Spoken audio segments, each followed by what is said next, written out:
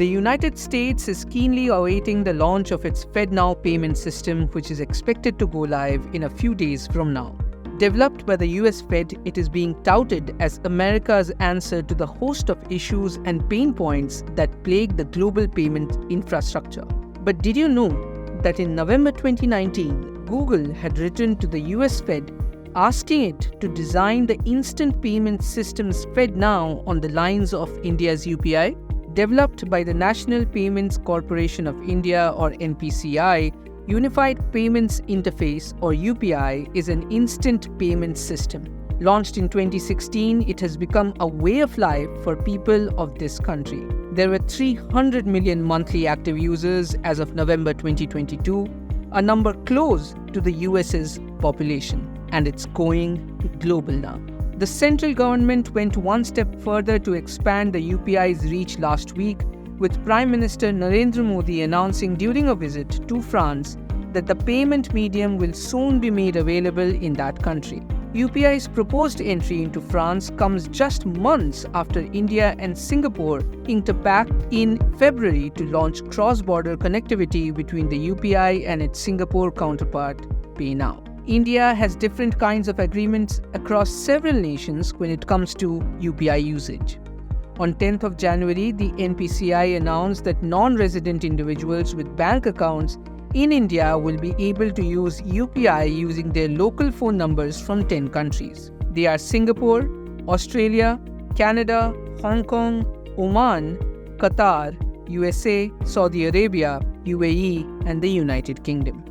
Two common transactions conducted via UPI are peer-to-peer and peer-to-merchant. Currently, peer-to-merchant payments are accepted internationally in UAE, Bhutan, and Singapore. In case of peer-to-peer payments, foreign inward remittances, that is Indians receiving money, and foreign outward remittances, that is Indians sending money abroad, are allowed only to Singapore. However, with payment options like tap and pay associated with credit cards in countries like France and Singapore, is UPI really without competition?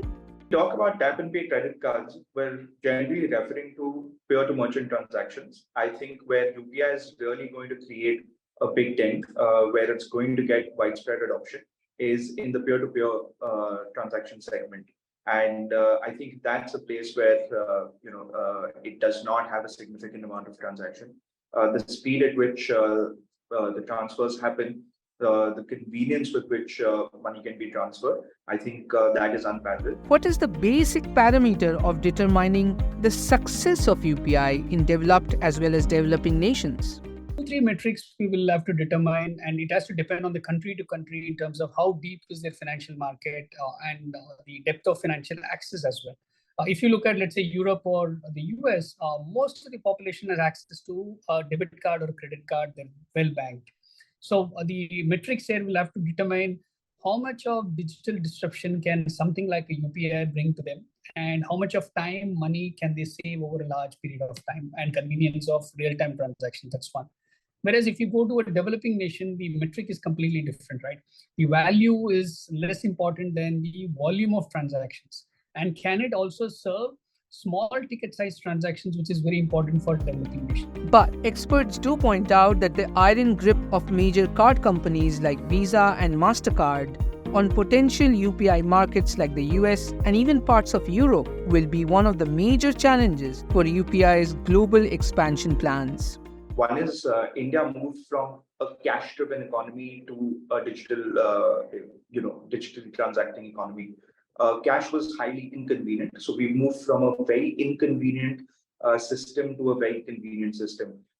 In Europe and US, where where credit card and debit card penetration is significant, it is already a convenient mode of transaction. So the resistance to change, I think, is going to be slightly more than what India persisted with.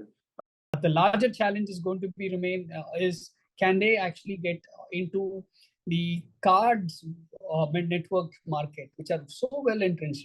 Let's say the US, MasterCard and Visa are so well entrenched. Will they get geopolitical access at all in the first place? That's a big question.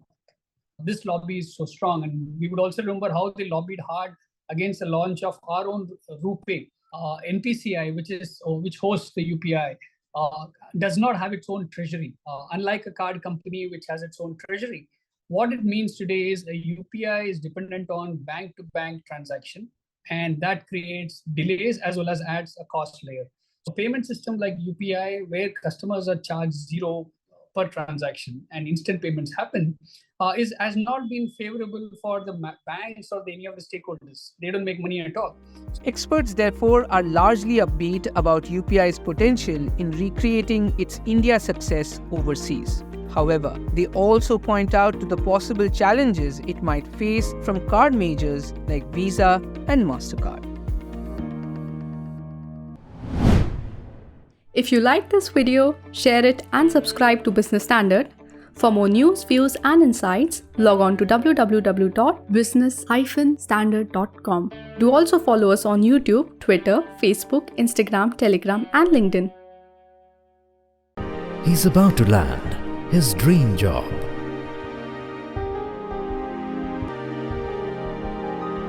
Business Standard.